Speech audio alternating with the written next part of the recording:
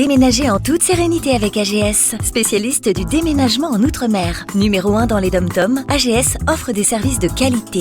AGS expédie tous vos colis, conteneurs personnalisés ou partagés à des prix compétitifs et prend en charge le transport de votre véhicule depuis sa propre plateforme jusqu'à sa destination. AGS s'occupe de toute la documentation douanière. AGS, le meilleur conseil et le meilleur prix. Demandez votre devis gratuit sur notre site ags-déménagement.com. ags-déménagement.com.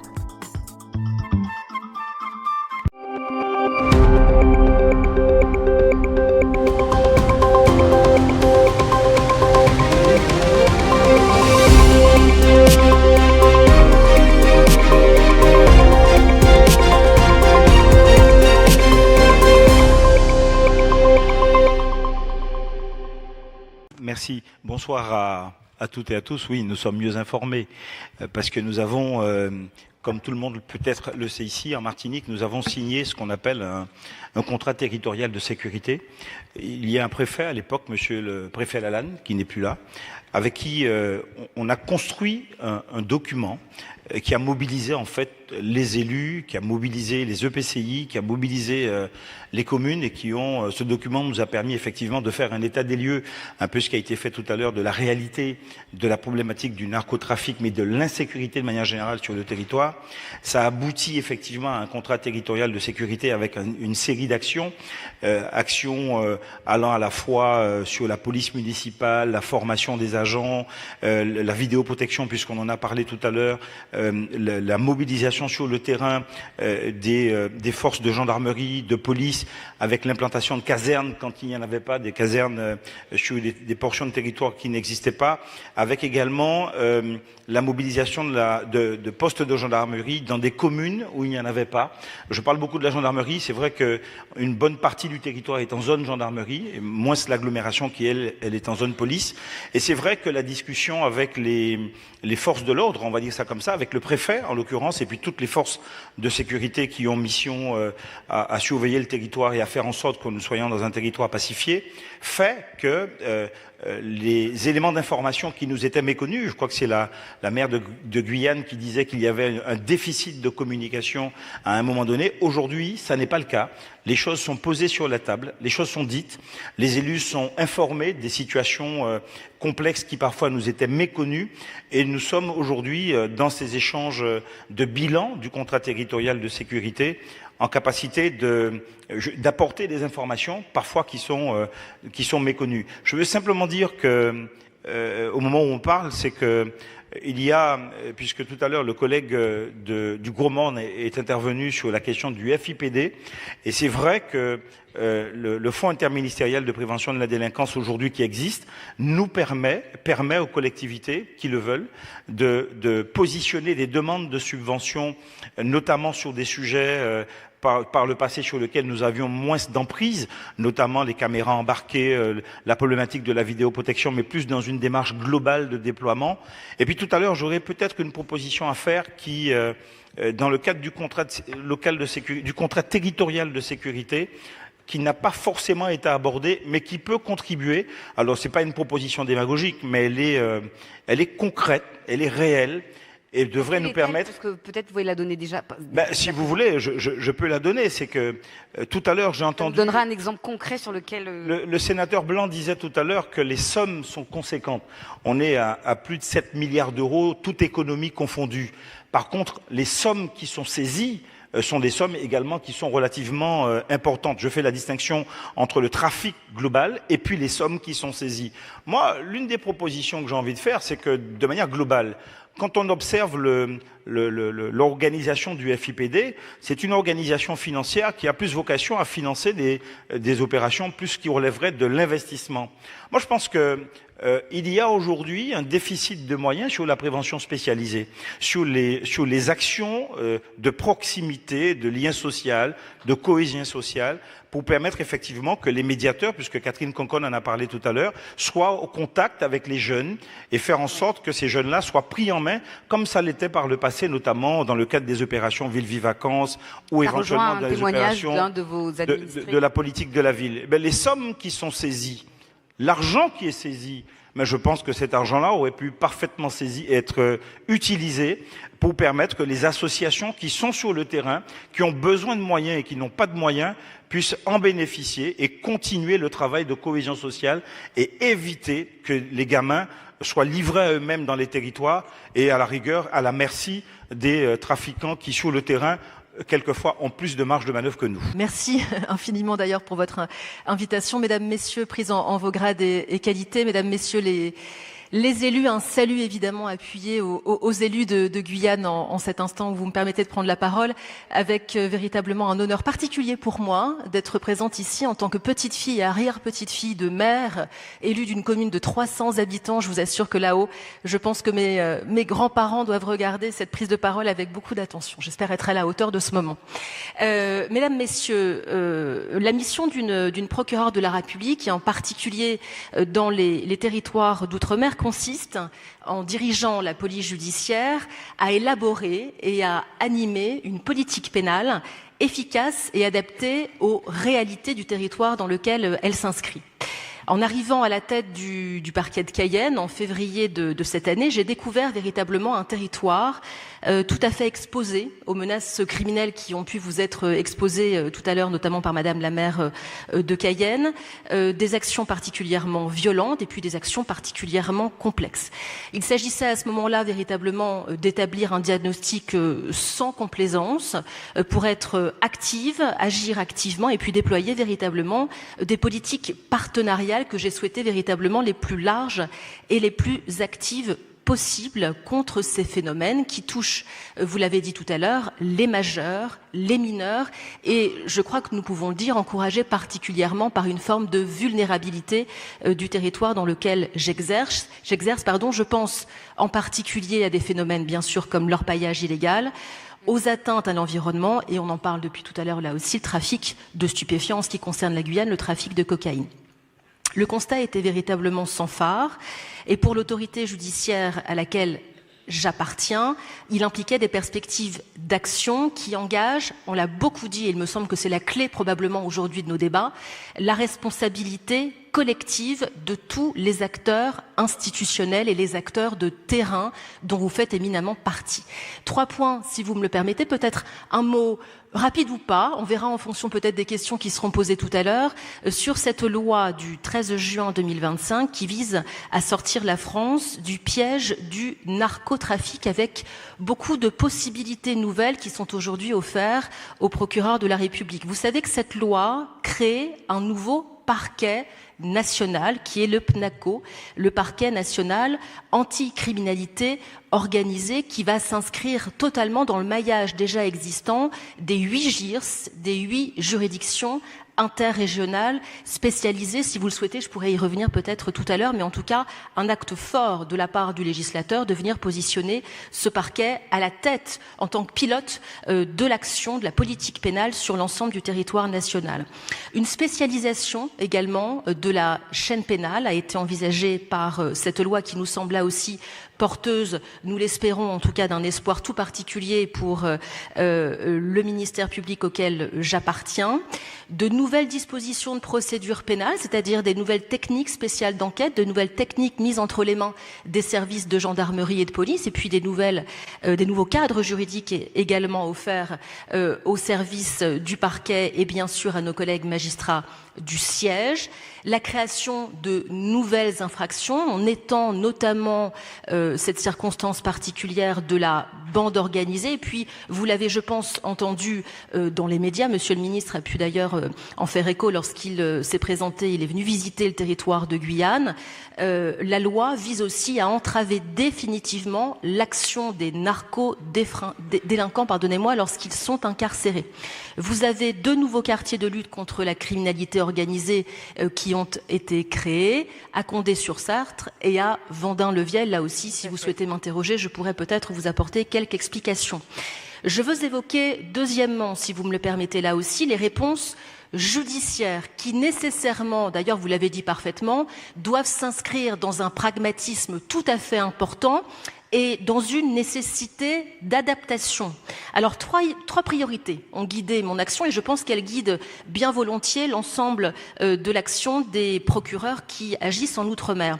D'abord, judiciariser systématiquement les affaires de narcotrafic, ce qui nécessite, vous l'avez beaucoup dit, évidemment, des moyens humains et du matériel adapté. Deuxièmement, et c'est très important et ça permet de répondre peut-être à vos interrogations, monsieur le maire, démanteler les réseaux du haut spectre en ciblant les têtes de réseau et leurs flux financiers et systématiser, et nous en avons aujourd'hui les moyens, les saisies patrimoniales lors de ces fameuses poursuites pour les narcotrafics. Mais aussi, et c'est là où je vous rejoins, pilonner évidemment les points de deal. On ne peut pas se satisfaire, encore une fois, d'enquête au long cours, même si vous savez que très probablement, pour la procureure que je suis, cela représente un engagement bien sûr particulier et à mon avis une source d'efficacité tout à fait notable. Et puis prévenir le recrutement des jeunes, et là je rejoins l'intervenante qui a pris la parole tout à l'heure pour la Réunion, prévenir le recrutement des jeunes pour les organisations, par les organisations criminelles, mission dans laquelle, me semble-t-il, les maires véritablement ont un rôle tout à fait important. Alors, cette politique de fermeté, puisque vous comprenez, ce terme est important, que les procureurs de la République s'inscrivent dans une politique de fermeté accrue. Je ne vais pas vous dire nouvelle, parce qu'on s'inscrit dans cette politique depuis longtemps, mais aujourd'hui, peut-être en avons-nous les moyens différents. C'est une politique qui ne peut aller sans, encore une fois, l'action des élus de terrain que vous êtes, dont nous savons qu'ils sont en première ligne dans cette bataille contre l'insécurité et le narcotrafic en particulier.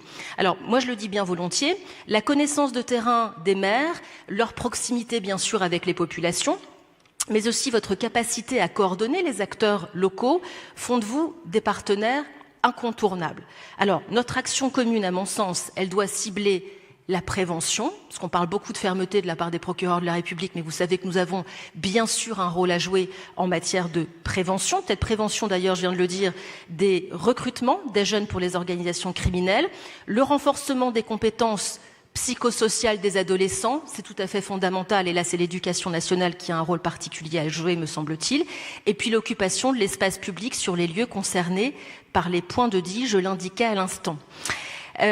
J'évoquerai peut-être, si vous me posez des questions, les outils qui sont à notre main. On a parlé tout à l'heure, vous avez raison, monsieur le maire, des CLSPD. Moi, je voudrais aussi vous parler de la communication entre les maires et les parquets. Et là aussi, je peux y venir, puisque la communication, elle est fondamentale. Vous avez des procureurs qui ont presque tous signé, c'est mon cas, des conventions avec les élus de terrain. On a créé des boîtes structurelles mail qui sont dédiées, on vous renseigne, on vous explique, et puis surtout, j'ai entendu le terme tout à l'heure de la part de madame la sénatrice, nous sommes heureusement enfin destinataires de vos signalements, puisqu'on a besoin fondamentalement, encore une fois, de tous les éléments d'information que vous voudrez bien nous donner, et nous sommes au rendez-vous de cette communication. Voilà, en quelques mots, et peut-être trop long, et tout à l'heure nous y reviendrons, je pense fondamentalement que c'est effectivement par la coordination, par cette capacité qui sera la nôtre de mieux nous renseigner, pardonnez-moi, sur ce qu'est la réalité dans vos communes, que nous parviendrons à ce sursaut collectif auquel, évidemment, l'ensemble de nos concitoyens nous attendent.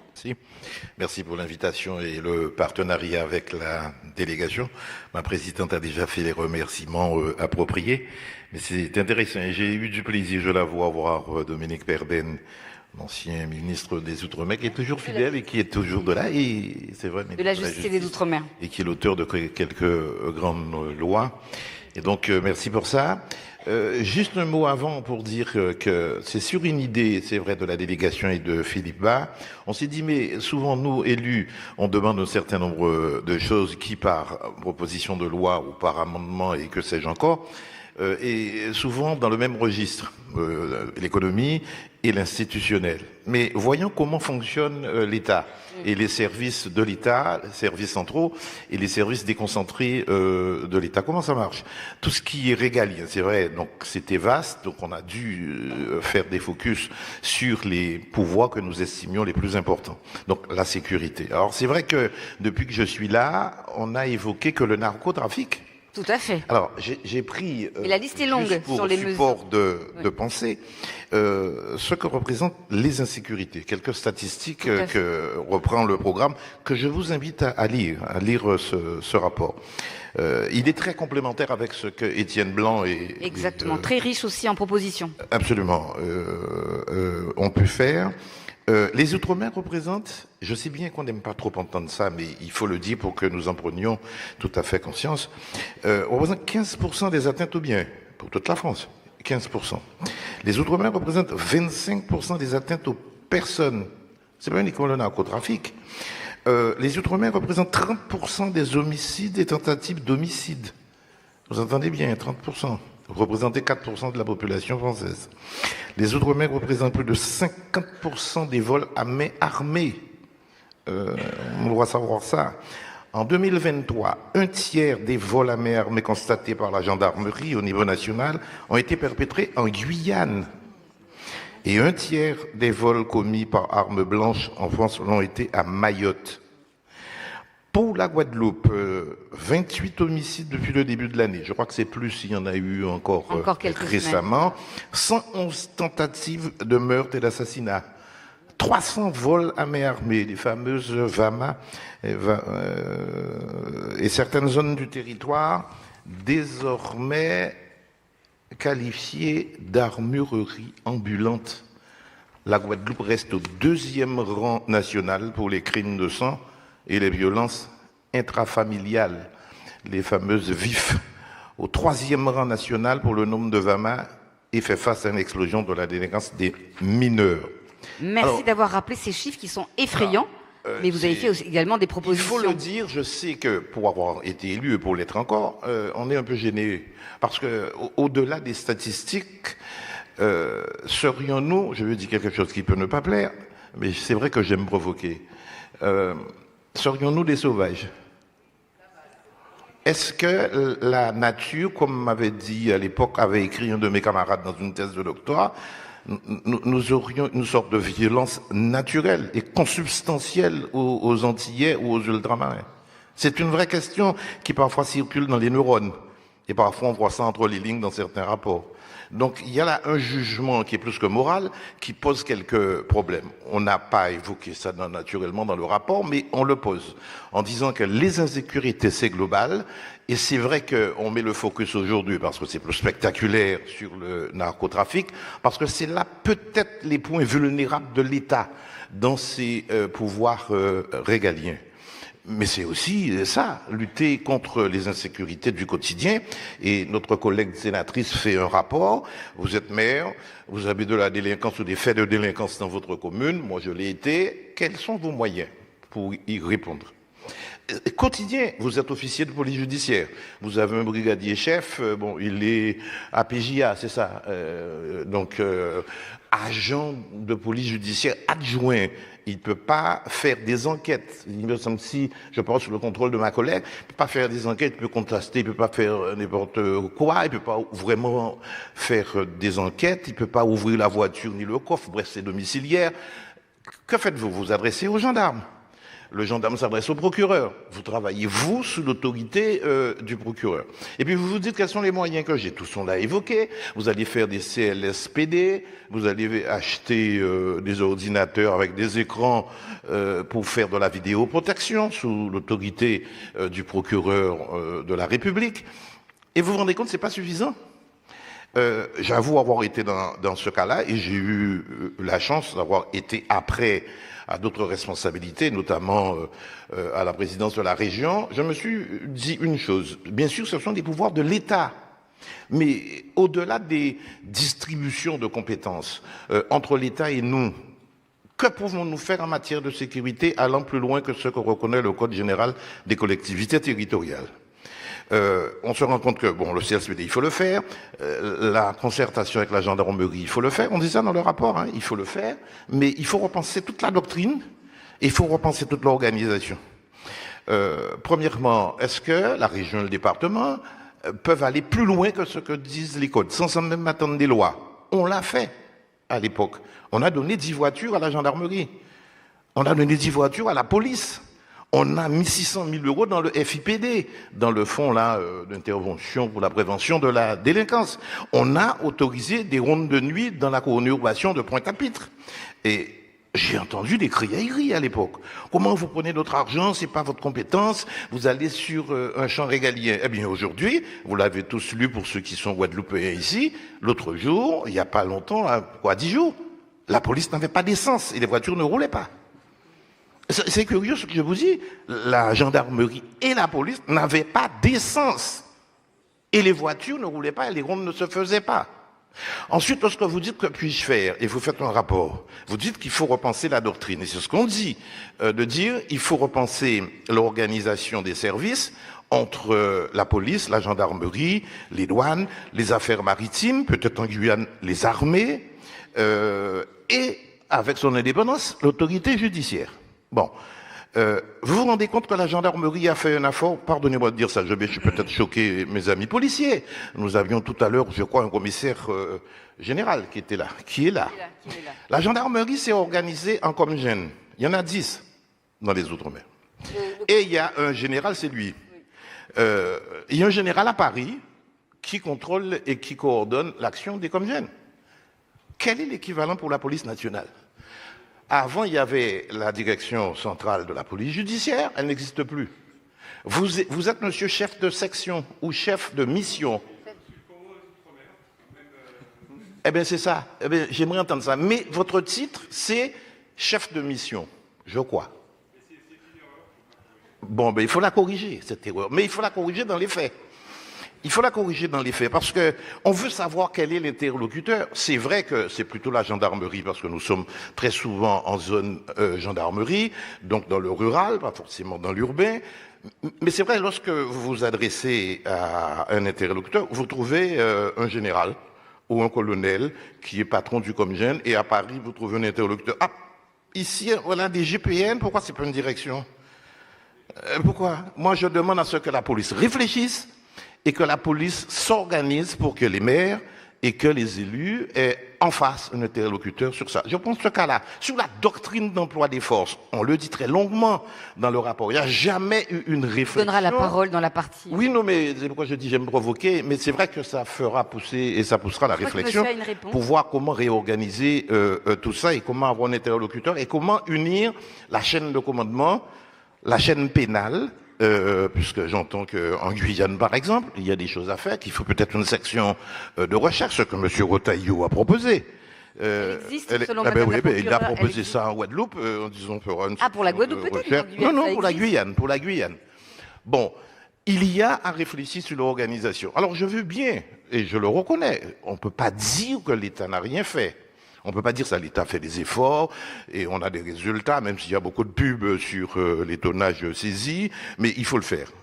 Cela étant, on dit dans le rapport, il y a une loi d'orientation, de modernisation et de programmation, la fameuse LOPMI de 2023-2027.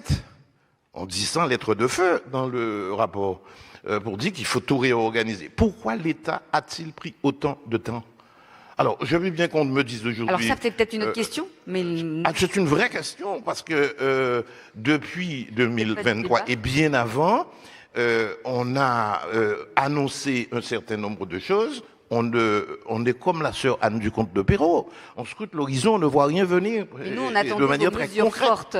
Et donc, le rapport dit ça, pour dire, bon, voilà ce qu'on propose à l'État. On en fait 38 recommandations, et dans un bon esprit, c'est pas pour critiquer, mais c'est pour proposer. Rotaillot a voulu nous recevoir, bon, entre-temps, il a été débarqué, un autre est arrivé, bon, on va voir, et on a même préparé une proposition de loi, on va voir si elle peut prospérer, mais le Parlement fait son travail à côté des maires pour dire qu'on peut faire plus que ce que nous avons comme arsenal. Il faut maintenant très concrètement passer aux actes. Merci beaucoup, monsieur le sénateur. Merci beaucoup, en tout cas. Vous voyez, vous avez des fans dans la salle. L'occasion, justement, de donner la parole au général Poty, commandant de la gendarmerie Outre-mer. Et avant de vous donner la parole, je note, et on peut noter la présence dans la salle et les saluer, des 10 chefs territoriaux de chaque Outre-mer. Ils sont présents et on peut saluer leur présence et les applaudir, s'il vous plaît. C'est important. Merci beaucoup. Et pour vous, Général, votre réaction par rapport aux propositions qui ont été dites, vous qui avez mis quand même en place des actions innovantes sur le terrain, quelles sont ces actions ou perspectives qui peuvent être portées collectivement et également sur la lutte contre la grande criminalité?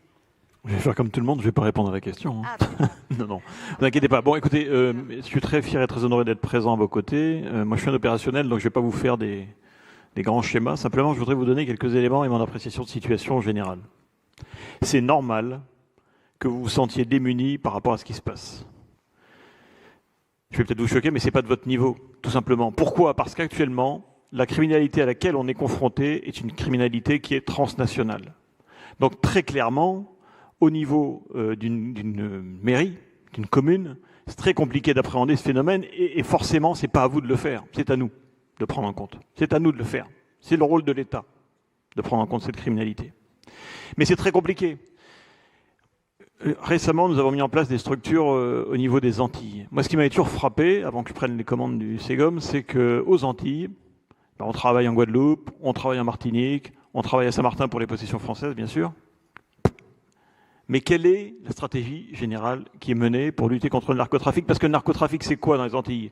C'est du narcotrafic de passage. Voilà, on a évoqué 30 tonnes saisies en Martinique. Bon, heureusement qu'on ne consomme pas 30 tonnes de cocaïne par an en Martinique, sinon ça serait quand même dramatique. Donc c'est du transit de passage, c'est aussi une partie de passage, bien entendu. Et ça, si vous voulez, ok, on le saisit, mais ça échappe un petit peu à l'intérêt pour nous. Il y a des réseaux qui, bien sûr, sont installés en Martinique, en Guadeloupe et à Saint-Martin pour la consommation locale, bien entendu, et qui sont en lien avec ces trafics internationaux. Donc ce qu'il faut, c'est démanteler dans la profondeur ces trafics. Il y a quelque chose dont on n'a pas beaucoup parlé depuis le départ, c'est bien sûr l'action à l'international. Donc pour moi, il y a deux niveaux. Il y a le niveau du trafic transnational, qui a des conséquences directes chez vous, parce qu'en bout de ligne, en bout de chaîne, c'est vous, c'est la brigade de gendarmerie qui va traiter les conséquences de ces trafics. C'est vous. Et c'est les gendarmes et les policiers, bien sûr. Mais il faut qu'on s'attaque à la criminalité transnationale. Pourquoi? Parce qu'elle est en train de déstabiliser nos outre-mer de manière très forte et que ça constitue, comme on l'a toujours dit, une porte d'entrée pour l'Hexagone des trafics de stupéfiants. Donc il faut y travailler et de manière sérieuse. Et c'est le rôle de l'État de le faire, je le répète. C'est pas à vous, bien entendu. C'est le rôle de l'État. Et j'en assume cette responsabilité pour ce qui concerne la gendarmerie, bien entendu. Pour moi, donc sur ces trafics-là, il y a 3 niveaux d'action. Le premier, travailler, on a dit, sur les flux financiers et le blanchiment. Mais n'oublions pas une chose, c'est que vos outre-mer, nos outre-mer, sont des pastilles au milieu de l'océan de prospérité, oui, de prospérité même à Mayotte, entourées d'un océan de misère. C'est ça la réalité de nos outre-mer. Et que donc les réseaux criminels s'appuient sur les pays voisins qui sont dans des difficultés terribles parce qu'ils ont des capacités de corruption, parce qu'ils sont peut-être plus bienveillants pour qu'ils s'y installent et ensuite travaillent chez nous. Donc on ne peut pas travailler sur la criminalité organisée si on ne travaille pas sur l'international. Donc travaillons sur l'international et sur le blanchiment, bien sûr, avec des flux financiers qui vont aller vers l'international, mais aussi vers l'Hexagone, par exemple. Travaillons sur le blanchiment, travaillons sur l'international et travaillons sur le démantèlement dans la profondeur des réseaux et pas seulement sur les réseaux locaux. Il faut le faire, mais pas seulement sur les réseaux locaux. Deuxièmement, à votre niveau, que faire? À notre niveau. Vous êtes responsable, parce que c'est la loi qui vous a donné ces prérogatives, de la prévention de la délinquance. C'est énorme, la prévention de la délinquance. C'est un travail de tous les instants et c'est une énergie considérable. Mais c'est ce qu'on attend de vous, en tant que maire, nous, quand on est gendarme, c'est que vous travaillez sur la prévention de la délinquance. Pas que vous démantelez les réseaux, bien entendu, c'est pas votre rôle, c'est le nôtre. Mais travailler sur la prévention de la délinquance avec les gendarmes, avec les policiers. Et là-dessus, moi je voudrais attirer votre attention, parce que moi ça me tient à cœur, c'est notre jeunesse, bon sang, notre jeunesse hexagonale, mais notre jeunesse ultramarine. On est en train de la perdre, une bonne partie de notre jeunesse ultramarine, et il faut à tout prix qu'ensemble on travaille pour la ramener à nous, pour la ramener aux valeurs républicaines. C'est déterminant. Et tout ce qui sera fait pourrait être bien à faire. Alors je ne vois pas dans la salle de représentants du RSMA, mais ce que fait par exemple le RSMA dans le domaine de la jeunesse, qui peu ou prou, chaque année, prend dans ses rangs 12% de la jeunesse ultramarine. Mais c'est énorme, c'est énorme. C'est énorme et c'est passionnant. Bon. Donc travaillons sur notre jeunesse ensemble. On doit le faire ensemble. Et les gendarmes, dans leur brigade territoriale, le commandant de compagnie localement, il peut être le fédérateur de l'action, vous aider, vous appuyer dans ce travail vis-à-vis de la jeunesse. Et puis, il y a un certain nombre de structures, on a parlé du RSA, mais il y a un certain nombre de structures qui peuvent vous y aider. Travaillons sur la jeunesse. Travaillons forcément sur l'occupation du terrain. Et ça, c'est la coordination, encore une fois, avec les gendarmes et la police municipale. On n'est pas là pour être concurrents, on est là pour être complémentaires. Donc travaillons ensemble pour avoir une meilleure occupation possible du terrain. Mais en synthèse, dans tout ça, on a besoin de vous. Pourquoi ? C'est le renseignement. C'est-à-dire que les réseaux internationaux, les réseaux locaux, les jeunes qui commencent à partir en sucette, comme je dis, dans vos communes, on ne le saura pas si on n'obtient pas le renseignement de votre part, s'il n'y a pas ce lien de confiance entre la gendarmerie et les maires, entre les maires et la gendarmerie, et qu'il n'y a pas un échange d'informations. Donc parfois, peut-être, on n'est pas bon, je bats pas ma coupe, mais ça peut nous arriver d'avoir peut-être un commandant de brigade qui est un peu moins bon ou autre dans ce domaine-là. Mais il faut à tout prix qu'on se parle, qu'on échange et que l'information circule entre nous. C'est absolument déterminant pour la prévention de la délinquance, pour le démantèlement des réseaux. Et parfois, un petit renseignement, comme le dit je ne sais plus qui, l'autre tout à l'heure, peut nous permettre d'avoir de grands effets en termes d'efficacité opérationnelle et judiciaire derrière. Donc voilà le message que je voulais vous passer. Je comprends parfaitement que vous soyez déstabilisés par ce qui se passe dans nos outre-mer, mais il faut que l'État, nous, on en assume notre responsabilité, c'est-à-dire qu'on est là pour travailler, pour faire en sorte que ces réseaux qui vous dépassent et qui ont des conséquences très concrètes dans vos communes, on réussisse à les démanteler. C'est pas qu'une question de moyens, c'est une question d'organisation, et on s'est depuis 2 ans beaucoup réorganisé dans les Outre-mer. Vous ne le voyez peut-être pas parce que c'est la lutte très opérationnelle, mais je pourrais vous le détailler si vous le souhaitez ultérieurement. Outremernews.fr, le site de l'actualité Outre-mer 24h sur 24 et 7 jours sur 7. Retrouvez la chaîne Outremer News sur YouTube.